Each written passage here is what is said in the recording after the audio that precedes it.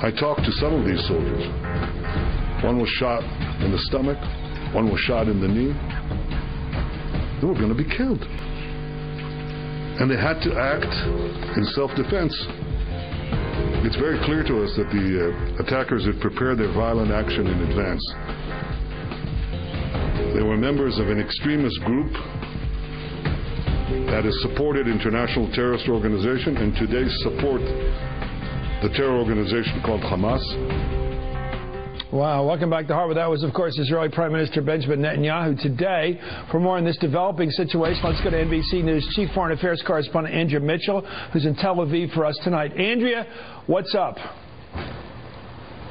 Well, Benjamin Netanyahu addressing his nation tonight, defiant, but Israel is really reeling. They have been condemned universally around the world except by the United States, and that's another story because it has put the U.S. very much on the defensive with allies in the Arab and Muslim world.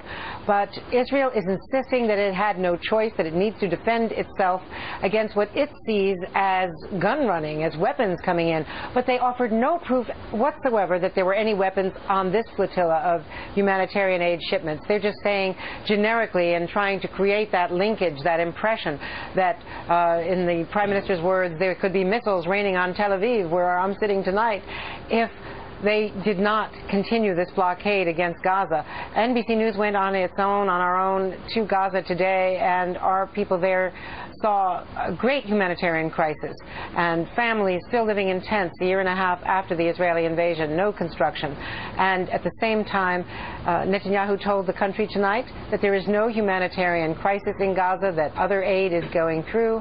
And a lot of experts, including Martin Indyk, and you know well at Brookings, who's a former U.S. ambassador, says that Israel really has to deal with Hamas on this and has to come up with another way. Yes, continue the blockade if they insist on doing that. Indyk and the United States, the White House, don't disagree with that, but they have to guarantee regular deliveries of aid into Gaza. Chris? Is there any alternative story to what we're looking at right now on the screen? We're looking at these people on the ship beating the hell out of these soldiers, clearly and with no intent to show restraint. And it sounds like Netanyahu on this point is right. These guys were ready to be killed on that ship. So what does the international community expect these soldiers to do in this situation? Well, the problem here is that you have no proof because you've got competing video wars. That's why the White House says there should be an independent inquiry, that it can be Israeli-led. It doesn't have to be UN-led, since Israel is not going to go along with another anti-Israel biased report from the United Nations, but that there needs to be a credible international fact-finding group. And Israel is resisting that. Look, the activists have their own videos showing excessive force used. They say they were unarmed. Israel tonight released yet another video they claim showing non-lethal stun grenades being used by the activists against the commandos, but our own experts looked at it and said that from the edited tape released by the Israeli Defense Force, you can't really tell who was responsible, whether they were launched by the commandos and then bounced back. Hard to tell. So there is no real proof as to what happened. We do know that Israel, under great pressure, released all of the detainees. They're beginning to come back. There's a huge crowd tonight gathered in Istanbul. And Turkey is outraged, and that's a big problem for us in the United States, because Turkey is right now on the Security Council and could help block, they don't have a veto, but they can muscle reaction against the UN sanctions against Iran. So friends of Israel are saying this has backfired. This is a bad policy. They have to find a way out. Okay, thank you so much, Andrea Mitchell, who's in Tel Aviv for us tonight and for NBC News. Thank you so much, Andrea. Let's turn now to Massachusetts Congressman Barney Frank, who's chairman of the House Financial Services Committee. Congressman Frank, how do you find objective truth in the Middle East? Well, it's very hard, but you really have to start with the fundamentals of the situation. You know, first of all, we ought to be very clear that the blockade has not simply been an Israeli blockade.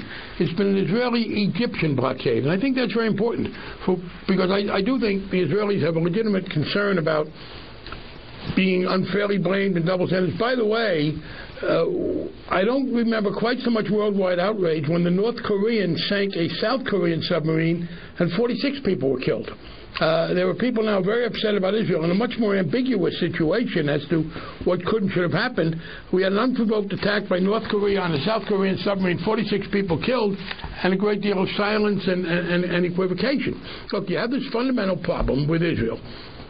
For them, They gave up Gaza voluntarily. I was one of those who for a long time was arguing they should. What happened was Gaza was then occupied by a group of people who think Israel shouldn't exist and who are, in fact, on our terrorist list for good reason. Now, what we then have is a blockade, and the argument is, well, there were no weapons in this shipment, but a blockade that allows some things in and not others has to maintain control over the ports of entry so you can know what's in or not. Given that, I think it was irresponsible of the pro-Hamas people who organized this set of ships to go in there to do that, and obviously understood the potential for violence.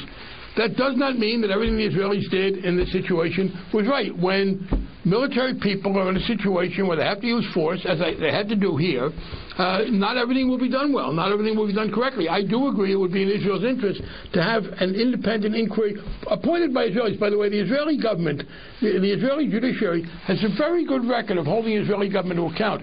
The Israeli Supreme Court has been much tougher on the Israeli government on security matters than the U.S. Supreme Court has been on our government, or than the French or the others have been. So I think it'd be in their interest to look at the specifics, but the context is relevant, that Egypt and Israel both said, look, we have terrorists running a piece of territory here. We do not trust them to be peaceful, and we're going to monitor what goes in. I agree things could be done better, but in this particular situation, I think it would be in everybody's interest that it be an independent inquiry, which Israel has shown itself capable of having internally to figure out who did what when. But the basic context, I mean, I do believe, let's put it this way, if Hamas were in Canada, America would have a tougher blockade than Israel had. You know, I hate it when I completely agree. I hate it, Congressman, when I completely agree with somebody, but I do. And the only question to add to that is, what's the international community, the smart people in Europe that are watching it? Don't they see the movies we see? Don't they see in this particular situation the Israeli IDF guys getting beaten up on that ship? Let me add one other thing, Chris. And it's true. This is causing the blockade hurts people in Gaza. And by the way, again, it was an Egyptian-Israeli blockade. So let's be clear, the Egyptians, for their own reasons of self-preservation, were doing this. Blockades hurt people. The blockade of North Korea hurts North Koreans. I remember when we were fighting apartheid in South Africa, being told by Ronald Reagan, who vetoed the sanctions bill. You remember this, Chris. And we overrode Ronald Reagan's veto to impose tough sanctions economically in South Africa. And the Reaganites said to us, you're hurting the poor black people of South Africa. And Nelson Mandela later stood in the capital of the United States and said, thank you for doing that, because you need to put pressure on. So again, if the blockade can be done better, I'm not an expert in that. Yes, humanitarian aid should get in. Food should get in. The Israelis say it has been. If there's a dispute there, let's work to increase it. And it is an inquiry should look and say, hey, look, we've done with the American military. You put military people in a position where they have to use force, and it's not going to be done perfectly. But on the fundamentals of the right to a blockade, again, we have to go back to the fact this doesn't happen in the West Bank. It happens in Gaza because a terrorist group that's opposed to Israel's very existence took physical control from the elected government at the time, the president, or they'd won the parliament, and have used it as a base for attacks. You know what? I think when you let the Europeans judge Israel, you're not letting them be judged by a panel of their peers. It does seem a totally prejudicial situation. And let me throw in one other thing about Turkey and Iran. Unfortunately, and getting sanctions against Iran is very important. I'm willing to show a little slack to the Chinese for that. But the Turks and the Brazilians just undermined our efforts to deal with Iran a couple of weeks ago. So Turkey can't blame this, and the Turks should not have been allowing themselves to be used in this situation by Hamas. But the Turks can't blame this for the fact that they've already been out of sync with us on Iranian sanctions. Well, they got an Islamic government. Thank you so much. Islamist government, perhaps. Thank you very much, Congressman Barney Frank of Massachusetts. Up next,